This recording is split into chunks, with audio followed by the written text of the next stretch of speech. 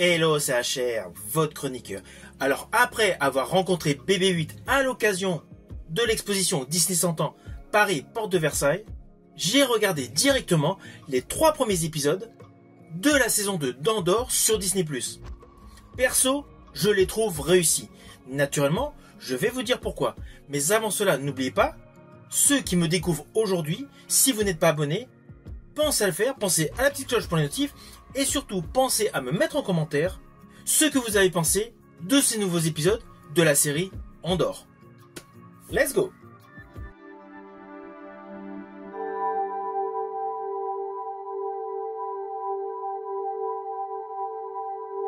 Alors attention à tout ce que je vais dire dans cette vidéo, il y aura des simulacres de spoil. Ce sera extrêmement léger. Ceci dit, à la fin de cette vidéo, je vous exposerai mes théories concernant l'avenir des personnages dans cette saison 2. Naturellement, en fonction de ce qui s'est déroulé dans ces 3 premiers épisodes. Alors justement, dès le premier épisode, nous découvrons un Cassian Andor totalement ancré dans la rébellion. Avec justement le vol d'un nouvel appareil militaire appartenant à l'Empire.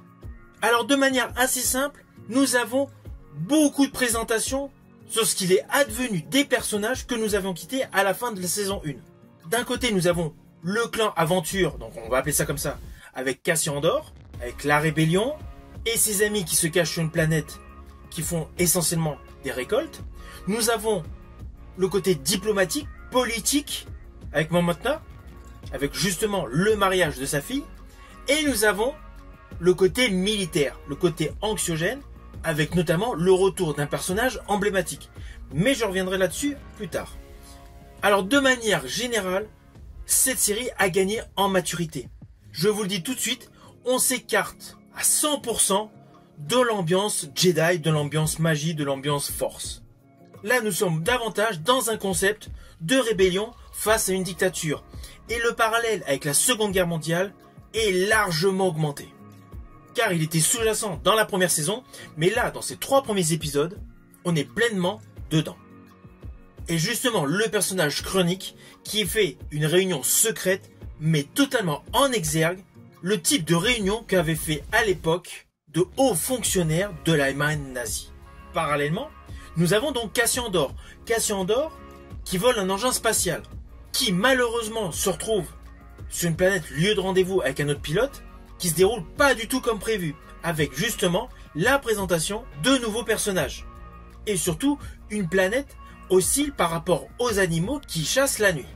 Ce petit côté où Cassian Andor se retrouve en difficulté, cela permet de nous montrer le reste de ses amis qui évoluent sur une planète où l'on s'occupe principalement de céréales, avec notamment les contrôles de l'armée qui fait essentiellement penser au contrôle de la Gestapo. Et ce qui est plus réussi justement dans ces 3 épisodes, c'est qu'à chaque fois il y a un parallèle, notamment dans le 3e épisode. Il y a des contrastes saisissants par rapport à la Seconde Guerre mondiale en termes historiques. Ceci dit, j'ai beaucoup aimé également les séquences de montage nous dévoilant des complots, des perceptions différentes de protagonistes évoluant dans le même décor. Naturellement, lorsque je vous dis cela, je pense à la scène de mariage. Il y a tout un côté festif, avec une musique pour une fois, avec des sonorités dignes d'un DJ, mais parallèlement, il y a un complot sous-jacent visant secrètement à l'assassinat d'une certaine personne. C'est sous-jacent, c'est clair. Et d'ailleurs, d'un côté on vous montre la scène de bal euphorique, et de l'autre côté, le retour de Cassian Andor sur la planète où il y a justement les contrôles, avec naturellement de mauvais agissements d'officiers de l'Empire. Tout à fait ce qui s'est déroulé jadis avec des officiers allemands lorsqu'ils rentraient dans des villages français. Par ailleurs, le personnage de Mon Mothma a énormément évolué dès ses premiers épisodes de cette saison 2. Elle est totalement assujettie à des dilemmes moraux. Je pense notamment au mariage de sa fille, qui fut totalement arrangé, et naturellement à son implication au sein de la rébellion. Car à l'horizon se profile un chantage.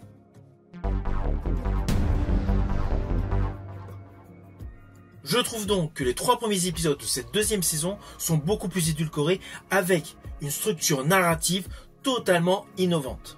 Les enjeux politiques et la rébellion sont naturellement pieds et poings liés.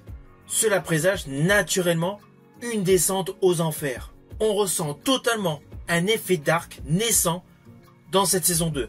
Rien à voir avec le côté des Jedi initiés par la saga cinématographique. Alors d'ailleurs, en ce qui concerne les perspectives dans cette saison 2, je pense naturellement que nous allons assister au fameux massacre de Goman.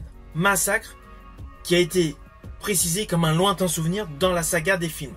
Mais au vu de la construction narrative de cette saison 2 d'Andor, je pense qu'il va y avoir une référence.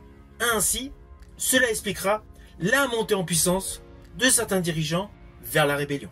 Alors naturellement, le personnage qui m'a le plus hypé dans ce début de saison 2 est le personnage d'Orson Krennic. Personnage totalement impitoyable dans le film Rogue One.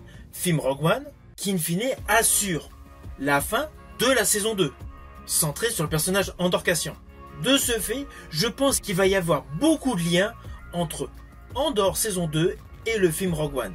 C'est pour cela qu'il avait été dit notamment qu'il y aurait des ellipses temporelles, que la saison 2 d'Andor ne serait pas uniquement sur une année, mais serait sur plusieurs années. Tout cela, logiquement, nous pourrons le découvrir au fil des 12 épisodes, car cette saison 2 d'Andor comporte 12 épisodes. Si vous avez aimé ma vidéo, n'oubliez pas, petit pouce vers le haut, pensez au partage. Quant à moi, je vous dis à bientôt pour une prochaine vidéo.